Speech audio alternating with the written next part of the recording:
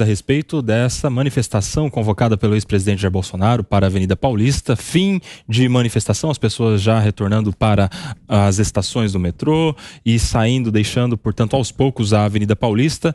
Eu quero te perguntar, Diego, a respeito da estratégia utilizada pelo ex-presidente para o seu discurso, porque ele teria feito uma linha do tempo, desde a pré-campanha à presidência, a campanha, a facada que levou, a sua gestão. Ele traz alguns bons feitos, segundo ele, da sua gestão, e fala que é perseguido desde o seu mandato, quando ele era o presidente da República, e que essa perseguição teria aumentado depois que ele teria deixado o governo. Diego Tavares.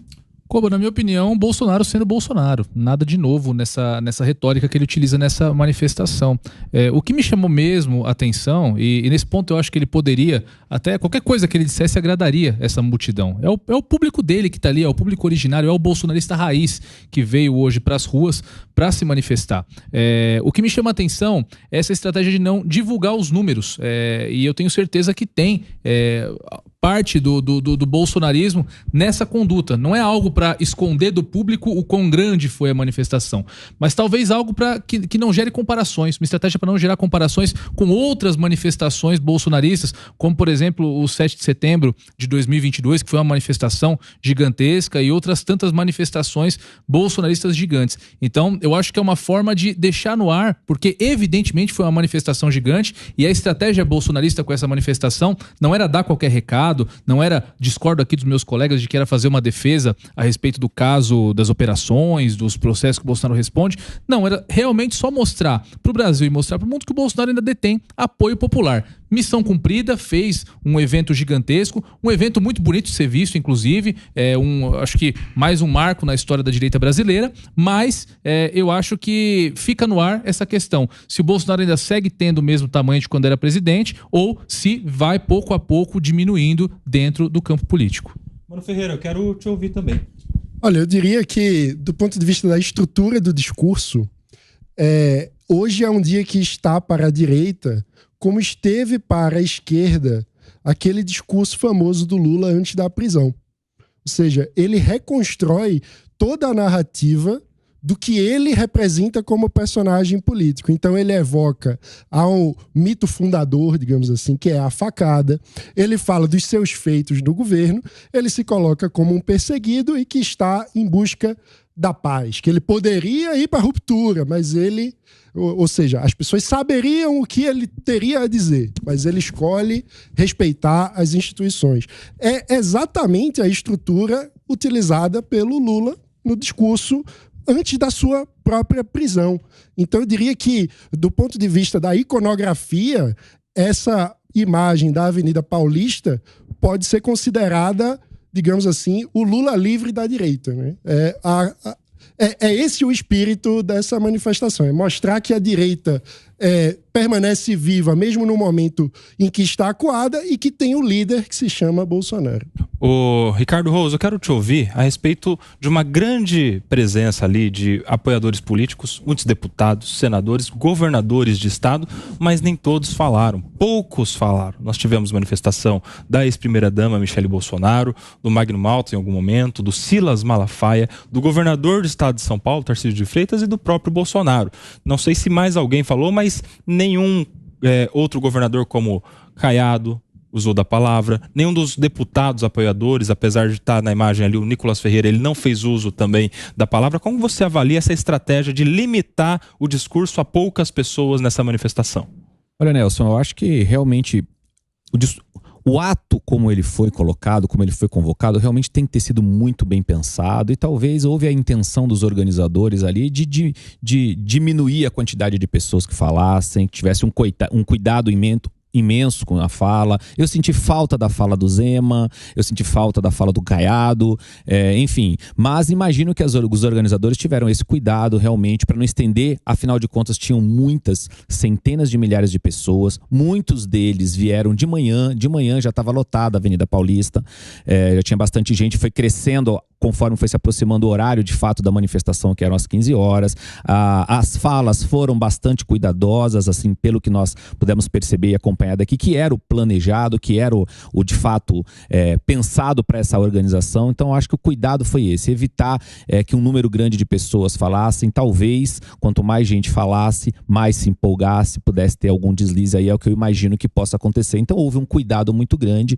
Eu senti falta de algumas falas, para te falar a verdade. Mas foi um evento grandioso, um evento que até Deus ajudou, porque não choveu, havia uma previsão de chuva e acabou não acontecendo, que eu acho que contribui bastante para que as pessoas saíssem de suas casas e fossem lotar como lotaram a Avenida Paulista. A gente tem mais atualizações agora com o Evandro Cini. Nelson, eu só queria trazer um último detalhe aqui para vocês antes de encerrar a minha participação aqui no Tá na Roda, que embora o ex-presidente Jair Bolsonaro em seu discurso tenha criticado a falta de liberdade, a insegurança jurídica que remete a alguma atuação, em nenhum momento ele citou o nome de nenhum ministro do Supremo Tribunal Federal, muito menos do atual presidente da República, Luiz Inácio Lula da Silva. Nelson.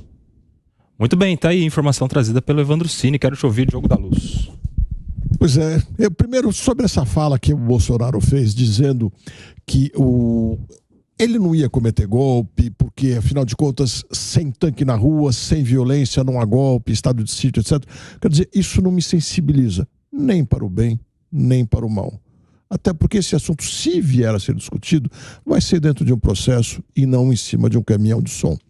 Mas fica para mim a impressão de que ele passou uma mensagem apenas popular, porque golpe de Estado a gente vê com tiro, sem tiro, com uma simples caneta. Robert Mugabe, por exemplo, no Zimbábue disse: eu perdi as eleições, mas eu não vou deixar o governo. Foi um golpe de Estado. A gente vê de todas as maneiras. Agora, outra coisa me chamou muito a atenção. Primeiro, me parece que um grande vencedor desse episódio foi, sem dúvida, o Estado de Israel, que só teve elogio, só teve apoio e conseguiu demonstrar que uma boa parcela da população o apoia. E ficou muito marcado para mim que, dentre os governadores presentes, Ronaldo Caiado e Zema não mereceram nenhuma atenção do ex-presidente, nem de ninguém no caminhão. Para mim é uma mensagem de que Bolsonaro é Tarcísio e Tarcísio é Bolsonaro. Os outros são os outros. Para fechar, Felipe Monteiro.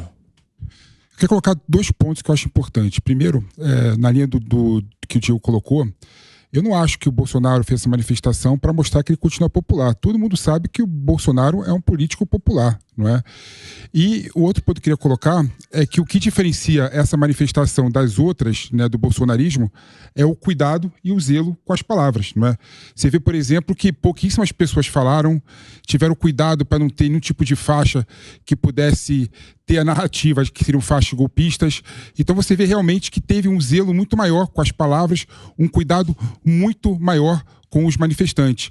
Então isso que eu espero, sinceramente, do Estado Democrático de Direito, né? As pessoas falam, por exemplo, que no Brasil não tem liberdade de expressão. Pelo contrário, é legítimo você criticar a decisão de ministro do STF, é legítimo você criticar determinadas políticas públicas, é legítimo você se colocar contra determinadas situações. O que você não pode é cometer crime, é agredir verbalmente, partir para incitação de crimes. Então o que você viu nessa manifestação do Bolsonaro, do bolsonarismo, diferente das outras, é esse maior zelo e maior cuidado com as palavras, maior respeito às instituições, eu diria.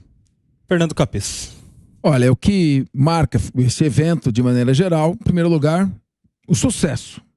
O número de pessoas que se dirigiu espontaneamente à Avenida Paulista foi um número absolutamente, a meu ver, surpreendente. Muito grande. Lembra aquelas manifestações na época da Lava Jato, lotando quase toda a Paulista. Foram centenas de milhares de pessoas, ainda que a gente não tenha a confirmação dos números.